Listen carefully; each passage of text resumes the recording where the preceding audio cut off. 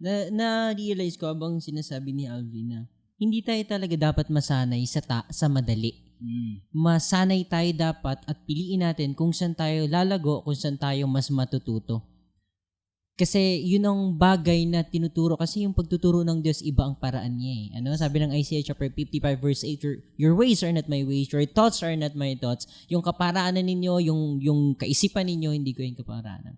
Kaya tama yung sabi ni Alvin, hindi niya alam kung paano siya nabago. It is a work of God in the life of the believer na nababago na bala tayo sa magitan ni Jesus na tinanggap natin sa buhay natin. Ano? Sa'yo, Jerwin, anong naging sa'yo?